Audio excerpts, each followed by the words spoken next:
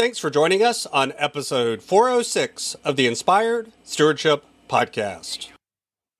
I'm Taylor Stevens, aka Mr. Fi Guy. I challenge you to invest in yourself, invest in others, develop your influence, and impact the world by using your time, your talent, and your treasures to live out your calling.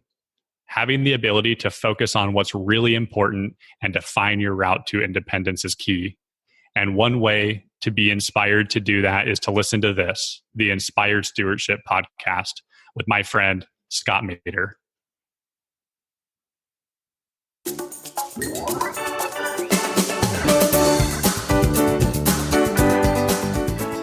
Unless you can use that connected world to sync up with other like-minded people, that you start to see those people who are those people that are posting the positive things or posting and they seem to be the person that you want to be. Well, reach out to that person.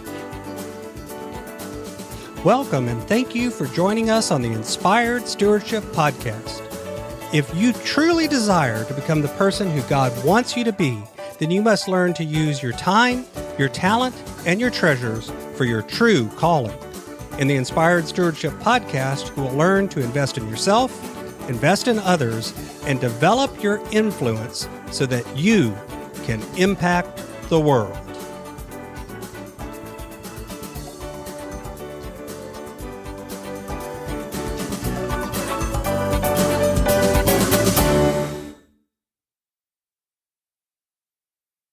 In today's interview with Mr. Fi Guy, Taylor Stevens, about developing your influence, Taylor and I talk with you about leadership. I asked Taylor to share with you his top tips on how you can grow your influence.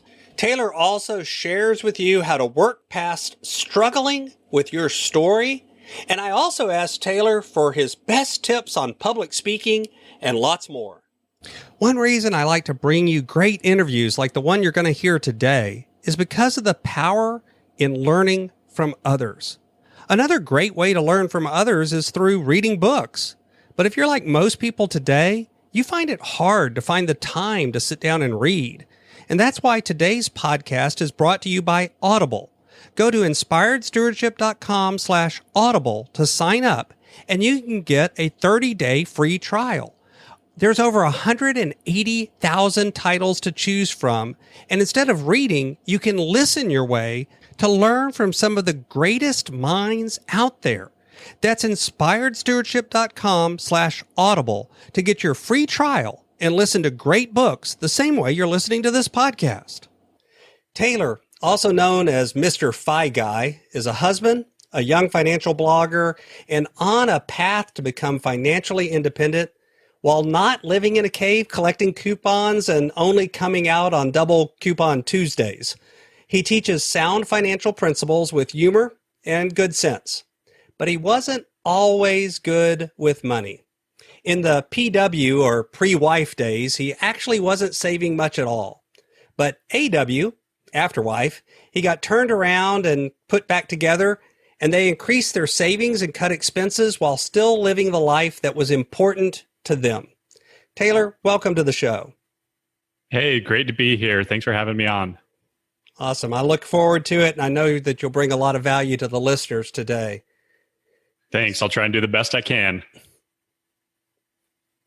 Taylor, one thing that people often think of as developing their influence is being a leader. So how would you define leadership? The easiest definition that I have is a leader takes action. Of course, there's a million different things that you can say, but if you don't take action, then you're not going to be a leader. And there's taking that first step is often half the battle, just taking some form of action. And if you can find yourself being that person that just does things rather than talks about doing things, you're going to find yourself in an immensely better situation. When someone really wants to grow in influence, what one or two things would you suggest that they focus on doing or learning? First thing, surround yourself with other smart people. My example for that is going back to the first question you asked, which is, what is a leader? And basically it was about a year ago that I started a mastermind group here in my local area. And it started out pretty small, but I just through networking and talking with people, I found people who were like-minded, who wanted to grow personally, professionally. And we had similar morals and values. And so we started a little group where we get together one Saturday every month and just kind of talk about what we're working on. And even though a lot of these people, as it's evolved over the past year, a lot of the people that come to this are definitely more accomplished than I am, but it didn't really matter because I was the one that started this. That was my foot into the door, was bringing these people together. So if you don't feel like you're qualified to maybe contribute a ton of value, then be the person to show some ambition and bring all those people together, and then you get to benefit as well. So that's the first thing. And then the second thing, it's hard to grow your influence if you are not really good at anything. So I don't think that you necessarily need to know maybe what that thing is right now. And I'm not saying that thing can't change, but continue to grow, continue to learn. Because as you get more confident, as you know more, as you become an expert, then that's going to naturally make you more influential. I find that any company that I work at, the better I am at the job, more people come to me for advice. So if you want to be influential, be good at what you do. If you've ever struggled with your story, and if it's one worth sharing, then this may help. Taylor, what advice do you have for those who struggle with seeing the power of their story and with sharing it with others? This is the tough one because this is really hard to overcome from people. We are typically our own worst critics in the day and age of social media, with everyone only putting out their best lives. We tend to overinflate what other people are doing, what other people are accomplishing, and underinflate what we're doing. Because we're on the front row for every decision that we ever make. I think that the more introspective that you can be and actually look at the positive things you're accomplishing, and this goes back to some previous advice that we've discussed, which is just write down some of those gratitudes every day. Write down what you're positive about, what you're grateful for. Then you're going to start to see the power in your story. You're going to feel more optimistic about yourself, and you're going to start sharing that with others. The other thing that I'll say is I think that self-talk is incredibly important. And I recently downloaded another app that every day it pops up around noon, and it just flashes some affirmations that I've written for myself. And I just open that up. There's about 10 affirmations. I just read those out loud and move on.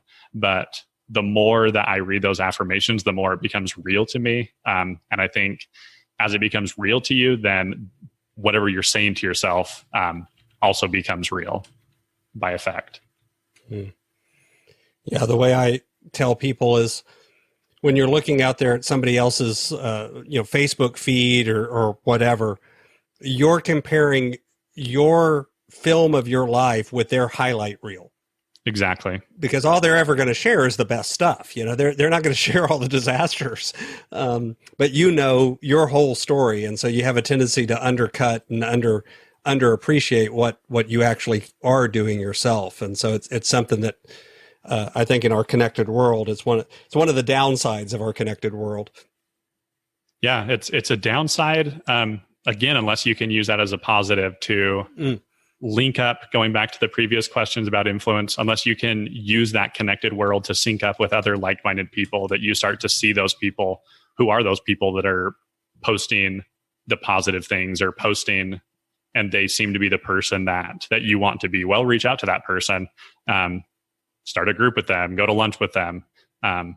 So in that way, I really like social media. But again, you phrased it perfectly. You don't want to base their highlight reel on all of the footage that you have of your life.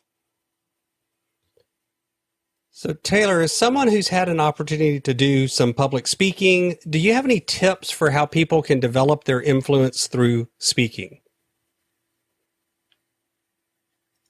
I think the best way to develop your influence through speaking is just by doing it. Unfortunately, I think public speaking is one of those things that doesn't come unless you practice it quite a bit. I've had the opportunity to do that in a few different facets, from primarily school and then church responsibilities that I've had, like speaking in front of the congregation. And then I did get my MBA from a full-time program, and there's so much presentation that you have to do in front of your class, so much research you have to do beforehand. And it's amazing that as you do that, you obviously get better at it.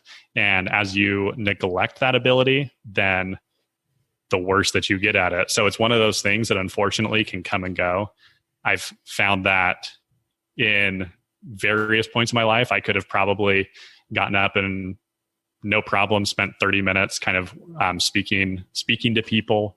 Other times when I'm not as practiced, it would be hard for me to come up with 5 minutes of content. So it's definitely a skill that you need to continue to work on, but it can be incredibly powerful.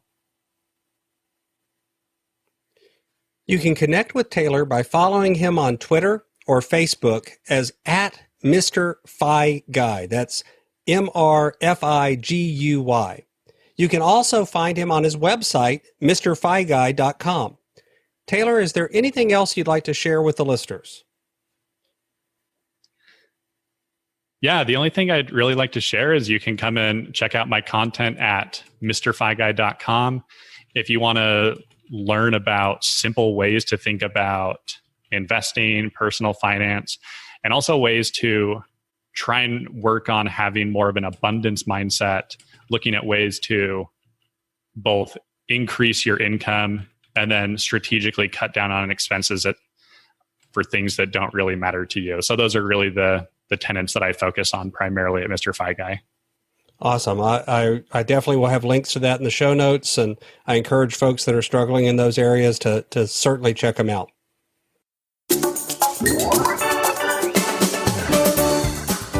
Thanks so much for listening to the Inspired Stewardship Podcast. As a subscriber and listener, we challenge you to not just sit back and passively listen, but act on what you've heard and find a way to live your calling. If you enjoyed this episode, please do us a favor. Go over to inspiredstewardship.com/iTunes rate, all one word, iTunes rate. It'll take you through how to leave a rating and review and how to make sure you're subscribed to the podcast so that you can get every episode as it comes out in your feed. Until next time, invest your time, your talent, and your treasures. Develop your influence and impact the world.